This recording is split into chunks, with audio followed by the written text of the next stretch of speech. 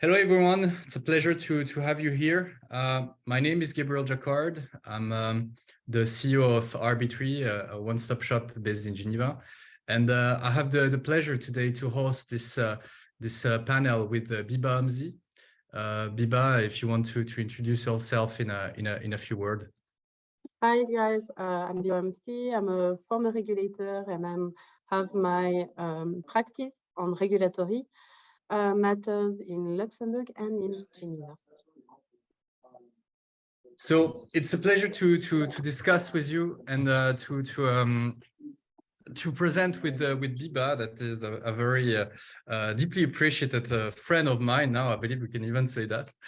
And the topic of today's discussion will be actually to let you come up with your problematic and to discuss overall the question of regulation in Switzerland and also in your respective jurisdiction. So in a few words, we'll have this 1 hour discussion around regulation. The idea is really for you to give us your practice. Sorry, there's lots of noise of people joining in, so that's why I'm kind of a bit confused. So we'll discuss during 1 hour about regulation, what could be improved, what should be improved. And this call will have a special meaning because with the regulatory working group of the CVA, we are about to meet the Swiss authorities that actually wrote and discussed with also the Parliament the creation and the release of the DLT Act 1, so the first set of regulation that was implemented in Switzerland in 2021. So the whole idea of today's call is to help us as the regulatory working group of the CVA really bring forward your idea and make sure that if there is some practical problems that really comes up in a specific domain in the practice of you guys as you're probably all entrepreneur and close to this crypto industry, crypto market, that we're able actually to bring forward some concrete proposal to the Swiss legislator, because they will be the one, the CIF, they will be the one actually creating the Lex DLT 2. So the next leg up with regard to the regulatory regime in Switzerland. So the whole event will be recorded. Of course, you have, for example, you can see if I move here, you have our email address, and you can always contact us via the usual channel of communication of the CVA. If you want to put some stuff in writing, it would really help us discussing with you about the concrete problematics that you may face. So again, so that we can indeed bring forward some ideas to the regulator so that they're regulated the best way possible. Now that we introduce in 5 minutes the presentation, the floor is kind of yours. Please, if you want to participate and to discuss a topic, you can simply request in the chat, or just request by raising your hand and opening your camera. You can request the floor, and I'll let you then open your mic if that's okay with you. Otherwise, I'll just bring some topics to the table. So who wants to bring forward a regulatory concern that they find in their practice? I believe Aine, Marie, Patricia, you're opening your mic. You can open your mic. Your mic is off. Sorry, I didn't mean to unmute. Sorry about that. I'm fine. Thank you. I'm interested, but I don't have a question at this stage. Okay. Thank you. So, Gabriel, maybe we can bring a little bit the brainstorming we had within the working group and some of the points that came up actually. So we can then open the floor. Everybody can jump in. Absolutely. So let's bring forward some ideas, concrete ideas. So maybe Biba, do you want to begin? So one of the with the AML, maybe. Actually, meanwhile, I had one that came up, Gabriel, and I would be very happy. I don't know who are actually based in Switzerland and who are not, but I have the advantage, maybe the disadvantage of being both in Luxembourg, in the EU, and in Switzerland. And more, I'm thinking about what I like in Switzerland is actually that we have this qualification of token that is quite straightforward, to be honest, and did not change much since 2018, although with some adjustment and from the practice and from FIMA's position. However, it's quite stable. Now, it does not really fit what is in the EU. I mean, financial instruments, sure, it's MiFID II, that's fine. Payment token, PSD2, yeah, that's fine, or EME, it's fine. However, we are quite strong, adamant to say that the utilities token, when qualified, do not fall under any regulation, which is completely the opposite if we think about MiCA. So I'm wondering whether we should actually strengthen this position, and it makes sense actually from a financial regulation not to come to qualify something that is actually not related to financial market regulation. However, can we live in an island? Should we consider equivalent somehow? That's something that is still going on in my head. MiCA hopefully will be fully translated and published in the Bulletin officiel, the official journal, by Avril or May. So it will be in force in 2024, sorry. So we have 1 year, but this is one question. Is it really an advantage to have something quite straightforward and simple, or are we actually hid ourselves and isolate ourselves? Yeah. So do we? So it's a great question actually, and I didn't really thought of things like that. What is certain is that MiCA will have a deep impact on how we do and how we should see things also from Switzerland. We might have also a competitive edge. Maybe do you have anything on the floor? Do you think that we leverage the power of the Swiss regulation the right way, or should we rather, kind of adapt to the MiCA's environment and make sure that we're just one big that we have like only one definition, or around the EU, the Switzerland being not an island within this regulatory framework?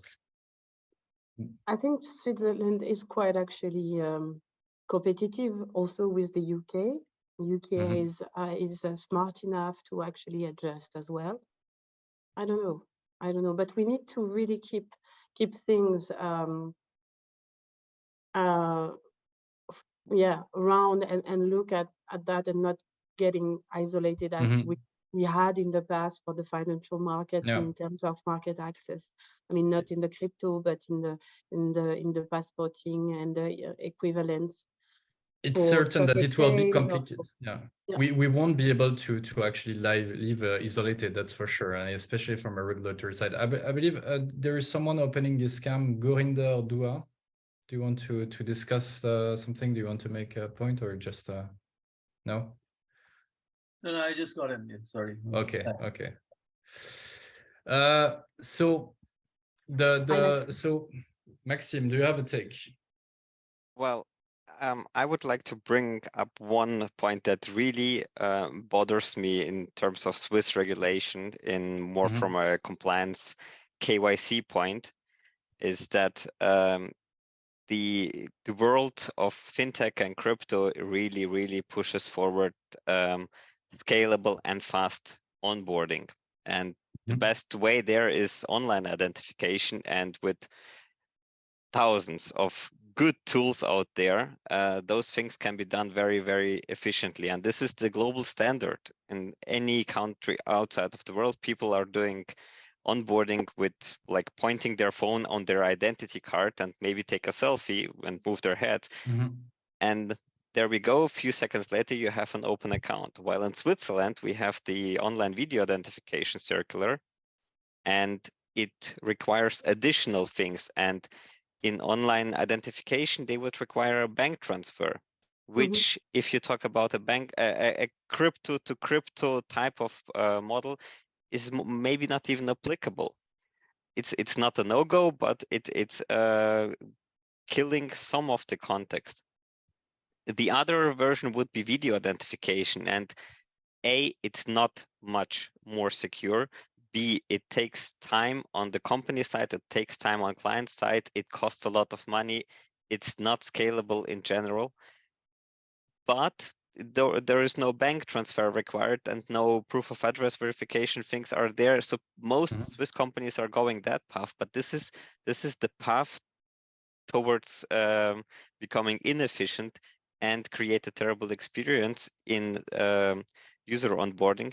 And last but not least, the requirement of verifying the beneficial ownership with dragon blood signature on paper, stuff like that, or qualified electronic signature, which I never saw in reality. I know it's supposed to exist, but never ever had a chance to actually use it.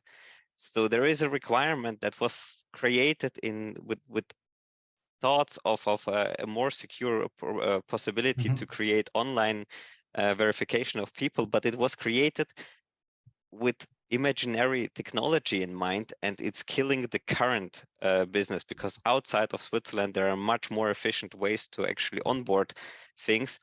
And it even seems that the Swiss regulator doesn't want that. Maybe they want to kill retail business in fintech or crypto world and just focus on B2B, because all the B2B companies say, well, 50 pages of onboarding, sure, we can do that.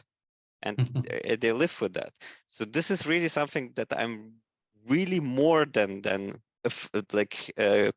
bothered with, because I really think this is a longer effect that we are not seeing right now, that this little thing with even the bank transfer or the qualified electronic signature will have in a couple of years. And that is something that really could be fixed so easily if we address that to the regulator.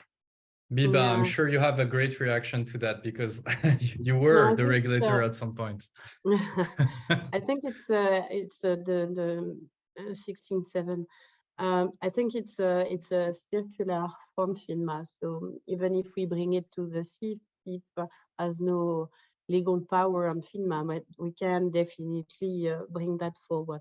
I agree with you. I don't know why, but the online and video identification in Switzerland, but I mean not necessarily only in Switzerland, is somehow disconnected from the purpose actually and the use. The same for the signature. I've never actually used it, the qualified signature. I've used and there is, yeah. Please go on, Ralph. So that's existing, and it's not a very painful procedure to sign with a qualified signature. If I may, depends for who. Well, PrivateSphere has a perfect product on the market. It's easy to use, so it's a no-brainer. If you want to sign with qualified signature, contact PrivateSphere. Use it. Okay, but done. Do you think it applies? Because Maxime was talking about those retail, and I believe, yeah, and I have used it. I'm old enough to have an answer for that one too. Please do. The Swiss market is not targeting the retail market. We leave that to other jurisdictions. We're not France, we're not Germany, we're not the UK. We are private banking market historically, and that also filtered through to the new regulation. And frankly, Swiss banks are not good competitors in retail markets. So don't go there. Everyone who tried to go there failed miserably. Looking back at the last 20 years, Swiss banks who tried to roll out products in retail markets, they're just too expensive, period. But we don't necessarily have only banks right now in Switzerland. I yeah, believe that's also the point but you know, of Maxim. Any fintech who wants to conquer the retail market should not try to do that out of Switzerland. It's just the baseline is just too expensive. Go to Estonia, go to any country with 20% of living costs of Switzerland. Do it in the regulated EU sphere. Choose a country with crypto affinity and educated people, but don't try. Why should a Swiss fintech try to compete with an Estonian fintech? It's very hard. It's very from hard. an AML perspective, to be honest, and Maxim, you may conclude in this. Honestly, as a former compliance officer, an entity that is coming from Estonia or an entity that is set up in Switzerland, it's not the same risk country. It's not the same risk. It will not be the same classification, and that's easier for the business. Well, you know, the Swiss rating is not as good as we want to believe it. We are still a tax haven. We are still a mushy jurisdiction. Looked from the outside.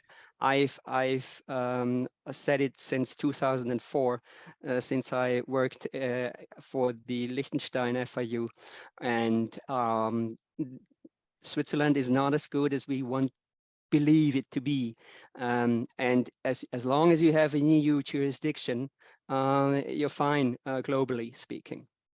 No EU member state will discriminate any company based in another EU member state.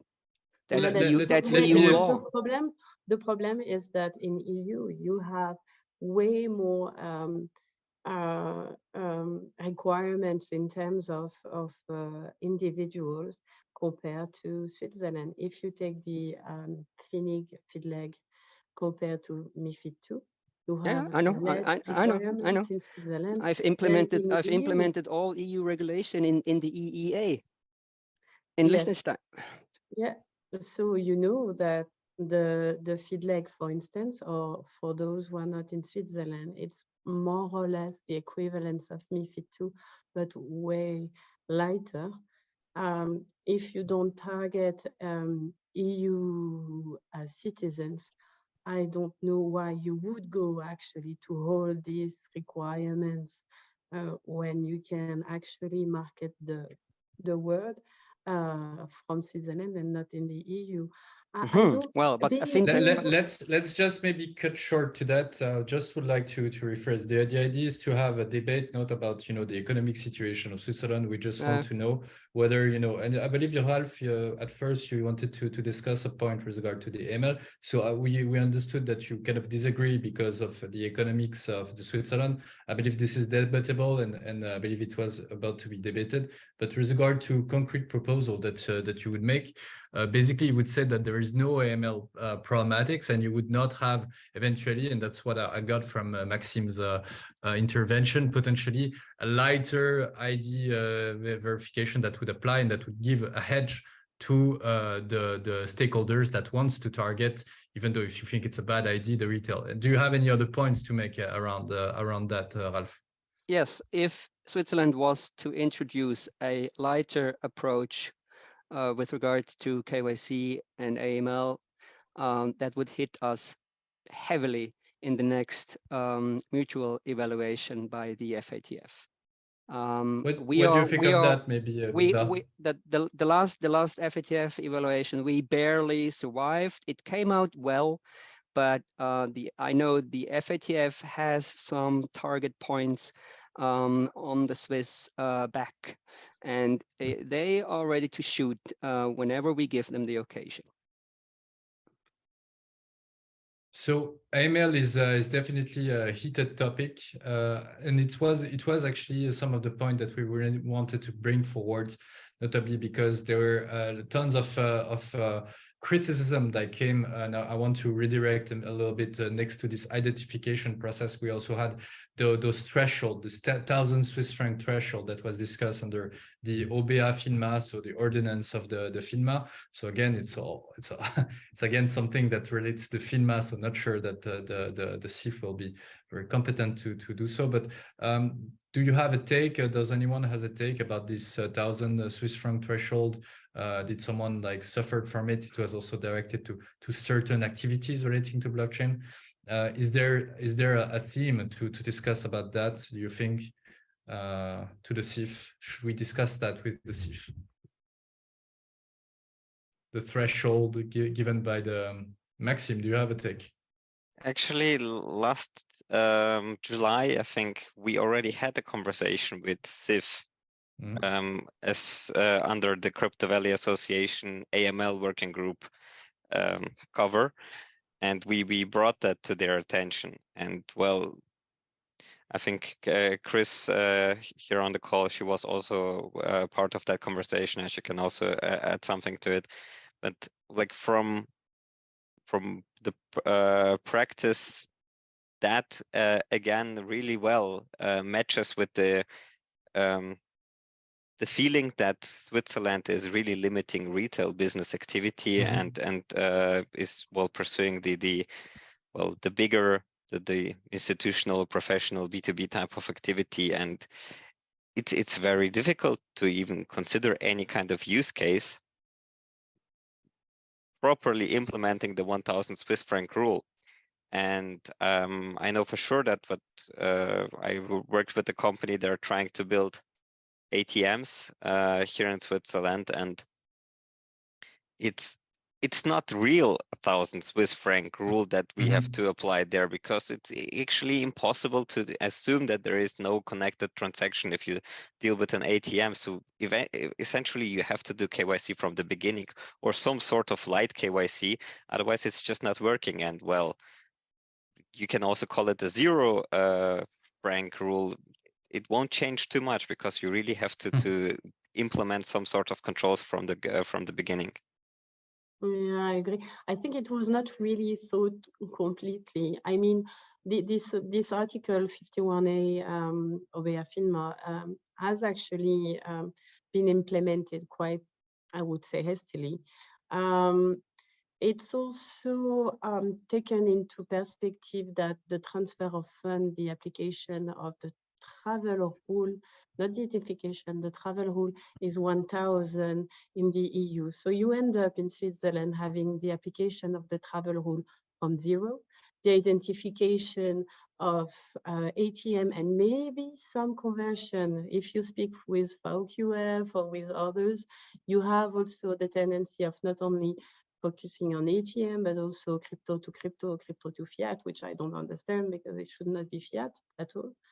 And so there is a little bit of mix-up, to be honest, between this new 51A identification sporadically for ATM, but not only for ATM. If you look at the SA rules, the travel rule at 0, and on the other side, from the EU, a travel rule from 1,000. So here there is something that actually doesn't match. Switzerland is stronger in one point and lighter in another one compared to other countries. And we all know, when we are supporting crypto players, that actually compliance and AML, travel rule and KYC identification are the very first thing that the players are asking. So it should be clear and straightforward. Is there any take from the floor? For anyone wants to react to that? Please open your mic, open your camera, and feel free to speak. I think there is one person. Yeah, go on, please. Go on. Yeah. My whole point is about regulation as such. Why is it so necessary to regulate crypto at this stage, when the regulators don't understand it, when the technology is still premature? It's like only the foundational layer of this technology is being laid right now. The use cases are not clear. How it will evolve is not clear. How future use of, let's say, technologies like ZK knowledge proofs and things will apply to securing data, and how those technologies can be used for better regulation subsequently. I mean, there are so many variables, but the focus is on how do we regulate, how do we control. So the whole, as I understand, the whole crypto movement is about peer-to-peer. It's not about control from above, which seems to be the focus of this discussion and the discussions that I've heard on regulation. Why is this, my whole question is, why is this regulation so critical? Why is everybody pushing for regulation? I can try to give you maybe an answer. So the main point that so we got actually the question very often, and the key point is that from the regulator's perspective, you need to find intermediary. You need to put the liability of a certain activity upon the shoulder of someone. And you might disagree, but that's how the social system as a whole function. Then, depending on the activity that you have, in the end, you're a service provider, and you need to have in a market that we do have today, you need to have an equality of treatment between people having activity that are similar. That's the principle of equality. So basically, whenever you have the regulator, they try to kind of implement, and this is how we also want to change things. They want to implement this old models of finding an intermediary, even though there are none. And I would disagree with you upon the fact that, you know, that we don't need any regulation, etc. I think we do need a regulation. That's all the use cases that you see in the journal that actually calls for it. Because regulation, we should just forget, and I'll let you answer to that. But we should never forget why we have regulation in the first place. Regulation is here to actually make sure that our social interaction are actually based on some kind of fairness, and make sure that the rules of the game are not tricked. And what we saw from crypto actors, crypto stakeholders, is that at some point there were some need to actually have some control. The control from the regulator might not be most appropriate in most of the time, but it is necessary in any case. I'll let you react to that. Your mic is off, out. Look, I mean, as I understand, the whole movement is against the established order. It's against the established way of doing things. It's against the whole idea of centralized control. So the regulators are representing exactly the kind of power centers, global power centers, okay, which crypto is against. So how can you ever expect fair regulation from the people you are up against? So again, I must remind that we're speaking here mostly about Switzerland. I believe that it's interesting to see, you know, others' perspective, but I don't believe that in Switzerland at all we're up against, you know, crypto. I believe the requirements are sometimes quite high, but we're actually very well known to be a crypto nation, crypto-friendly nation, and we have some incredible things like the Lex DLT that just entered in force in 2021, enables anyone to actually create a debt obligation, shares under the form of a token directly in one of the oldest book that we have, the oldest legal book. So I believe, you know, it's a really a little bit maybe too extreme, at least at the Swiss level. Now that we discussed a little bit this AML, we spoke about this 1,000 Swiss franc limit that was also discussed by the AML working group, about the travel rules, about eventually lighter ID. As we only have 1 hour, I would like to discuss another point that really occupied our thought, if that's okay with you, Biba. That's yeah. Go on. Okay. one of the key point that we also focus during our discussion is actually where the Switzerland is actually missing an industry, and especially we talk about stablecoin. When we heard about with Maxime speaking about the KYC and the fact that kind of some kind of the regulation might try to even kind of factually kill the industry. We really found that that use case being implemented with stablecoin, because as of now, we don't have any meaningful stablecoin in Switzerland. We're all trading, and the DeFi is happening with USDC, USDT, which might be debatable as whether it should be the case. But what is certain is that we won't have any decentralized finance happening in Switzerland so long there are no Swiss franc stablecoin. And the use cases that we have for Swiss franc stablecoin are actually based abroad, which is a very big irony in the country of the bank, as it was mentioned just before. So what do you think of it? Does anyone has or is running a stablecoin project?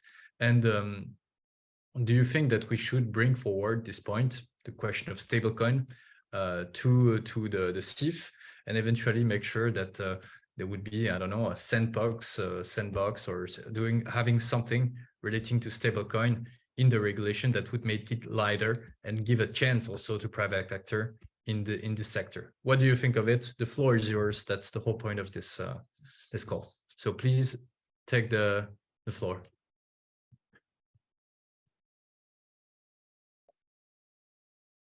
Someone has a take on this on stablecoin in Swiss law? Why don't we have any stablecoin, CHF Swiss stablecoin? I can explain from a regulatory point of view that we kind of have this stablecoin guideline redacted by the FINMA. We had this 1-to-1 ratio that was implemented, which is a big also impediment whenever you think that actually none of the bank actually keep a 1-to-1 ratio of the assets they have on their balance sheet. So we could also argue that it's some kind of an inequality of treatment, and it's actually linked to what Biba said at the beginning with regard to the qualification of the token and how we see things.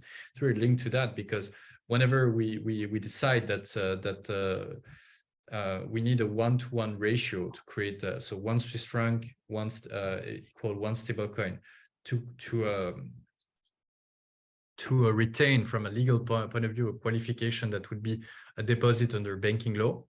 By doing this operation, we just first give a monopoly to banks, and we also say that whenever there is not a 1-to-1 ratio, we create a derivative, hence bringing back from the back door the whole question of, oh, you have a financial instrument which makes it untradable on the secondary market, except if you're on a pure peer-to-peer type of system. So yeah, we wanted to bring forward this question because we think it makes a lot of sense to use a Swiss franc stablecoin instead of everyone using USDC, especially at the time of where the USD is actually kind of tend to becoming some kind of a pragmatic type of currency. And it would be, I believe, a decisive factor for enterprise and for a company if we could actually trade with a CHF on stablecoin. And I know that there are some use cases out there with Switzerland and with some banks that created some stablecoin. The thing is, we don't have any industry in this, which is kind of weird for the crypto nation. And, So if you look back, actually, when I was hearing you, if you look back to what happened with the embargoes and the OFAC sanction by using the dollar and some Swiss bank, French bank, having to, they actually modified the SWIFT messages to avoid the OFAC sanction a few years ago. The tie point why the regulator and why OFAC was able to sanction was the fact that they were using the US dollar. So I think that actually our industry did not really learn the lesson, because by actually using the dollar, by USDC and USDT, you are actually tying you up with potentially US regulators. Absolutely. And having a tight point on should you apply the US regulation? And you don't have to deal with one regulator. You have to deal with OFAC, with the SEC, with the CFTC, with the New York DFC, DFS, and so on and so forth. Yeah, I believe it makes a lot of sense. And there's a great article written by a professor from the University of Zurich. I don't remember her name, but she wrote about this question of jurisdiction. And basically, whenever you have a US bank in the loop or linked to whatever you're doing, you basically fall under US jurisdiction, which can be extremely problematic, especially for banks. Any reaction to this question of stable coins? I was hoping, you know, it would be the biggest hit. You would be shocked, you would be alarmed, you would be reacting. Do you have any takes from the floor? I mean, here we don't need, actually, when you speak to us, you don't need to identify yourself and say this is what I experience. We are not here to actually speak about you in general. What we are trying to see if there are some changes, amendments in the law for DAO, for stable coins, for financial instruments, for anything that you have encountered over the past weeks, the past month, through your interaction in Switzerland, and says here we have something that we need to actually tackle because it doesn't work. We have to do a whole workaround instead of developing the products we wanted to develop.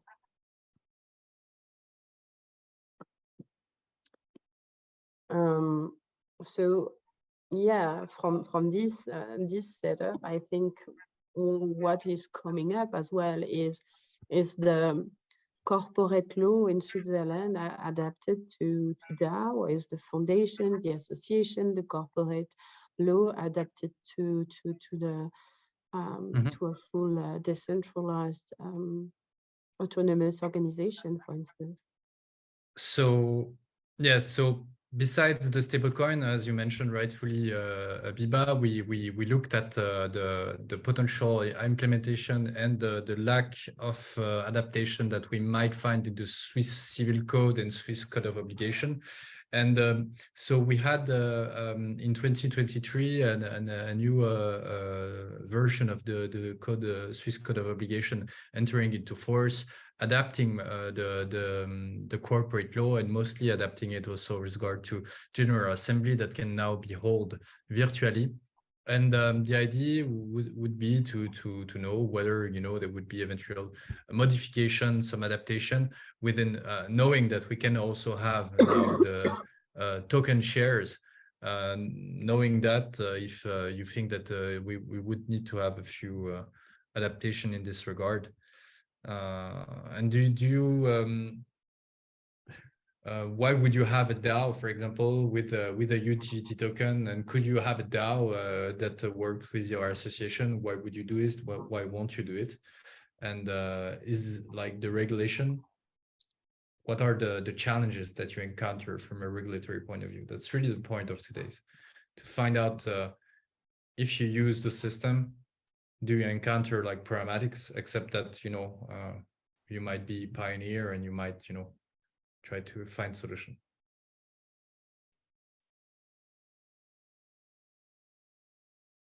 No?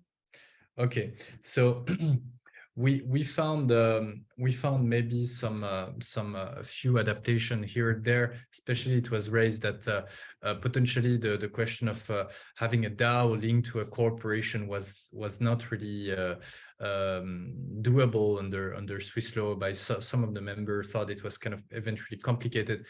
Some other thought that of course, as you all know, Swiss association / DAO are doable, but we don't see that many, to be honest. So I've made a few of them here and there, but potentially there would be some modification to be made in the Swiss Code of Obligation that would adapt this. If there is not too many reactions with regard to the Swiss private law, one of the very important points that we wanted to discuss with you, and that came up more and more, it's actually linked to the DAO, is the question of most of the time the DAOs are actually made for the purpose of being some kind of a collective investment scheme. We kind of all know it. It's kind of a very problematic point because the Collective Investment Scheme Act under Swiss law is very, very, how can I put that gently? I don't have the word, but it's kind of complicated to create a fund. It's, yeah, you need to have a lot of money. It costs, it has a lot of, and it hasn't changed maybe for that much time. There is this recent adaptation with regard to LQIF, qualified investor, which was not really groundbreaking and which didn't really change anything in the game. And we would like to actually propose to the CIF to revise in the Lex DLT2, the new framework. We would like to ask the CIF to eventually revise the Collective Investment Scheme Act to eventually take into account the new models and the models especially targeting the retails. So we're not all in for the retails, but it would make some sense to have a collective investment scheme that would be possible, especially whenever the collective investment scheme is you know, below a certain threshold. One of the issue that we directly encounter is this. If we would have a law like this in Switzerland, it would be problematic with regard to EU law and with regard to eventually other directive, etc. But in this discussion of finding a hedge of being the crypto nation and making sure that also the, you know, the functional use case have a legal existence, because, you know, we're opening a small door, but we're making sure that the whole system is kind of fair by the end of the day. We wanted to propose something that would kind of enable DAO for the purpose of being a collective investment scheme, being kind of implemented into the Collective Investment Scheme Act, which would enable, under a set of conditions, to kind of have DAO that would also target retails that would be possible under a light regime, let's say under Swiss law. Any reaction to that? Quite a game changer, I think. Yeah.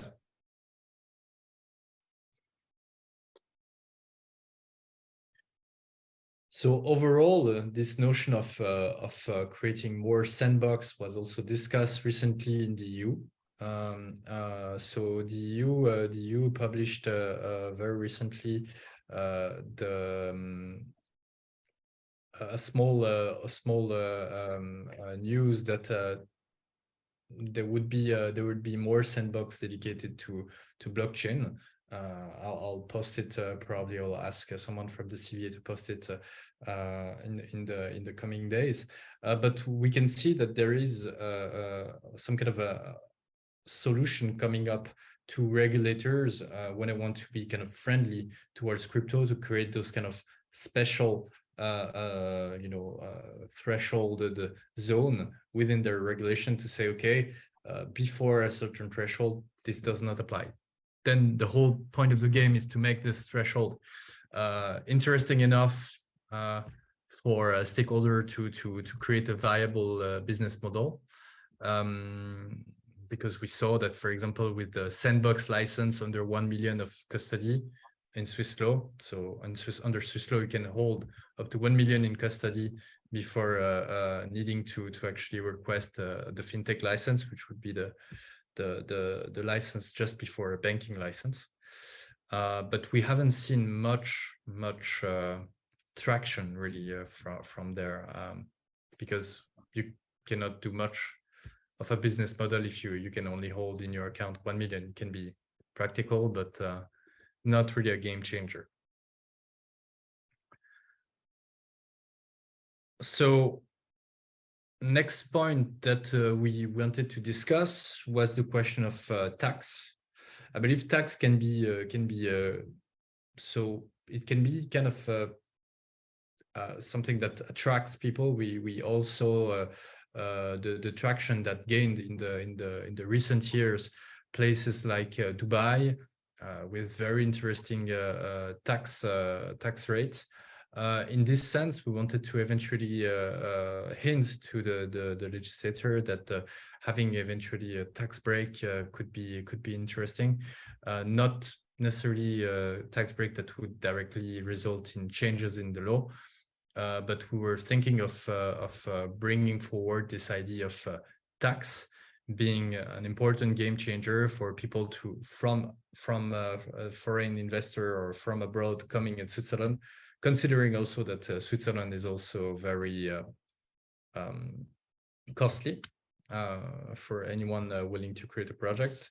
The question of having a tax break, if it can help us get the best entrepreneurs on the planet, would make a lot of sense. Who wants a tax break? Raise your hand. Any thought on that? Do you have any thought on that?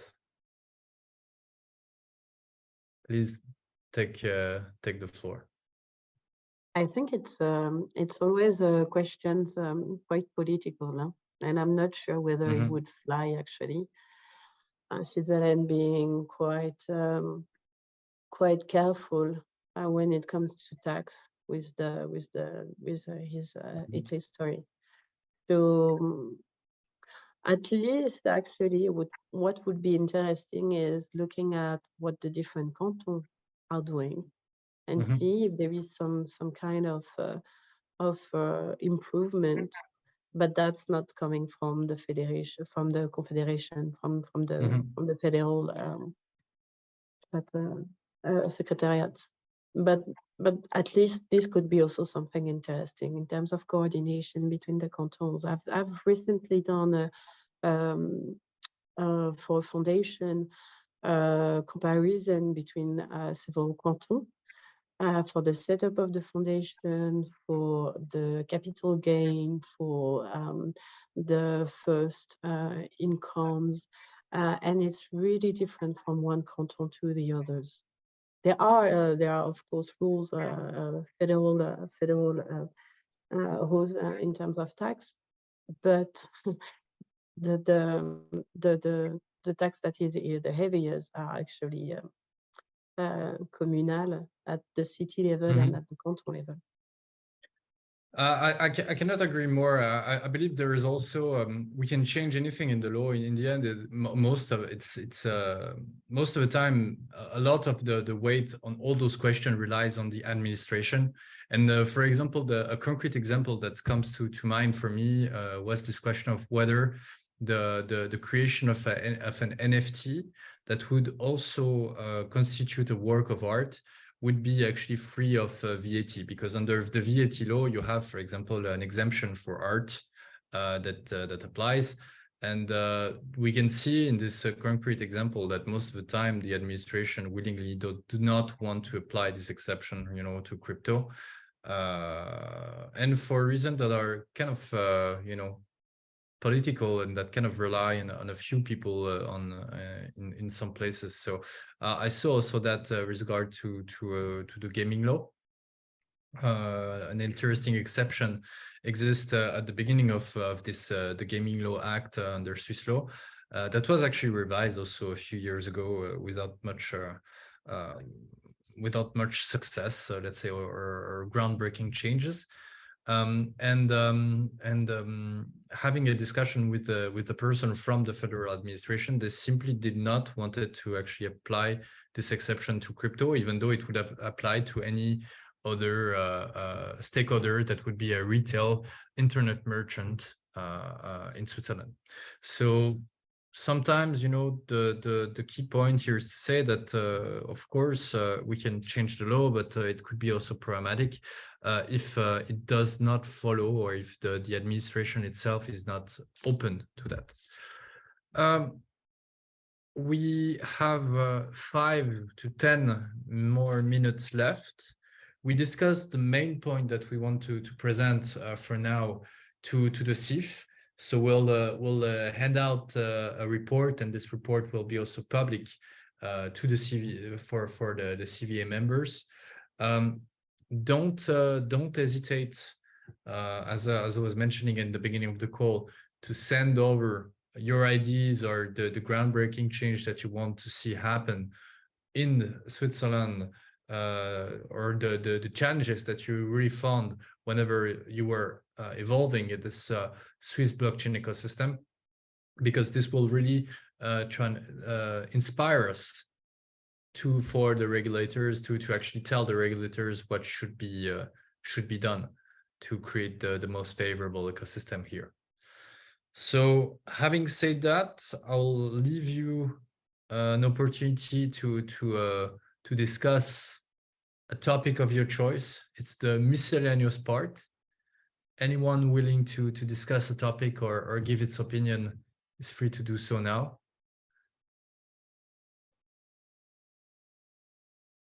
Thank you, Ralph.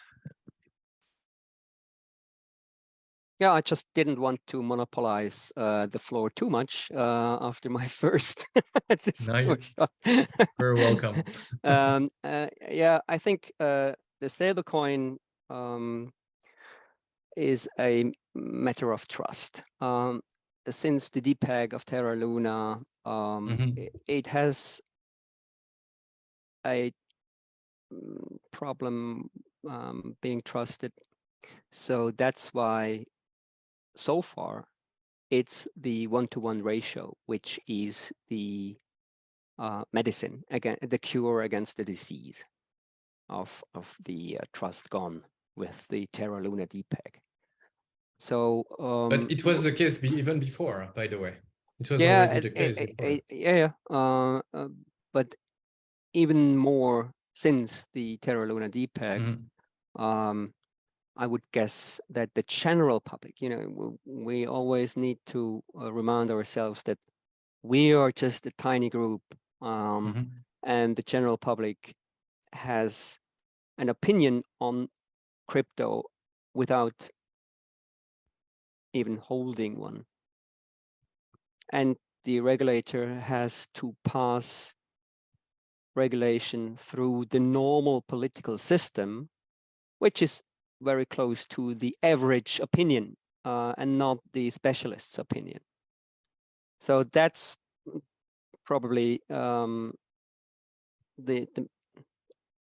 that's why your association is so valuable, to educate the general public, to raise awareness, to raise knowledge levels, so that then, as in Switzerland, there's never ever regulation which is unilaterally issued by the regulator. There's always the Vernehmlassungsverfahren. Everyone can participate, at least have a say on it. So there's no regulation just coming from the regulator top down, boom, that's it. It'll always be participation involved, and thank you for that. That's a very valuable contribution to our economy. And we all wanted it to proceed quicker after the DLT Act came into force, of course. Maybe one way to have some more traction on the ground is to think of non-financial DLT use cases and applications. That would be that if people, for example, could have their ID, shameful case, the most shameful case for Switzerland as a whole is the lack of an electronic ID. So we need to sort it out first, and then we need to move on with the qualified electronic signature, and then people can really get used to use crypto, but as long as the foundation for it is lacking, maybe that would also be a useful footnote in one of your next answers to SIF or FINMA, that we also need to have an eye on non-financial use cases of the DLT. Absolutely, and I believe this is a key point. So you have what you say in essence, if I may a little bit quote summary, is really this very important point to say that it's actually a multi-domain type of problematic. We need the identity, we need the financial law, we need to have things going on well on multiple domains, and I definitely agree. So the Swiss approach with regard to all those non-financial DLT use case is really to say that people are able to actually create utility token, to have a utility service. And the FINMA said that whenever you create a utility token for a minimal, for a product that exists, etc., basically you fall under Swiss Code of Obligation, and they don't need to regulate. And that's also one of the point that was made by Biba indirectly at the beginning, is that the current person defining the crypto, be it in Switzerland or abroad, is actually the financial regulator. By saying negatively, what is a financial securities or financial instrument, and what is not, kind of fall outside, and they have this great jurisdiction in do so. So whenever we look at the competence of the FINMA or the financial regulator, we can see that it actually stops at this non-financial use case. That's why we don't have much, but I definitely agree with you. The use cases, most of the use cases, especially when we believe in blockchain as an instrument for the retail, will be found in these non-financial use cases, where we have authorities like the SECO that have not been very active, in the blockchain industry, for to say the least. But this will be also eventually a time for them to wake up. And actually, from a Swiss regulatory point of view, as the financial stakeholder are not active, it's our role as part of the doctrine, part of the lawyer, to actually create best practice in the legal system within the contractual law that is kind of up to the decision of the party. So it's our role to actually build it up and make sure that it's distinct from the financial law. Yeah, sorry, I got carried away. That's okay. No, thanks a lot, Ralph, for your participation. Biba, do you want to say a few ending word in the world for this session? No, thank you very much, guys. I think we had also bilateral interactions with some of you as well. We'll coordinate what has been done in the past with Steve already at the CBA level, so we can also bring forward what has been mentioned in terms of AML. And yeah, happy to receive your position, including yours, Ralph. I think you have quite a good understanding that would be very useful as well for developing the Swiss market. Oh, thank you very much. I've just finished a master's thesis on in German. I'll try to translate it into English ASAP. I believe we speak German, so that's and fine. then put it out on LinkedIn. It's the use case that I mentioned before, that we should consider to publish authority decision as NFTs on the blockchain. Be it the driver's license, or a car document. So you don't need to go through all your glove department when you hit a police checkpoint. So you have it on your wallet. You just show it to the police officer, and you go through. Very interesting, and I believe that's and of something course, of the future. I'm pretty sure you look at eventually storage, decentralized database project that deals also with that. For now, but maybe that's a topic that we should discuss exactly in private in another one. But we'll be delighted to read it. I think it's storage, but it's okay. Storage, yeah, storage. Yes, J, yeah. I have a terrible accent. Thank you, Biba. It was a pleasure hosting this panel with you. Thanks a lot, everyone, for your time. and we'll be waiting for your council to actually give the best advice to the CIF to have the greatest regulatory framework. Have a good evening, everyone. Have a good evening. Bye, Biba and Gabriel. Evening. Thank you very much. Looking forward. Bye.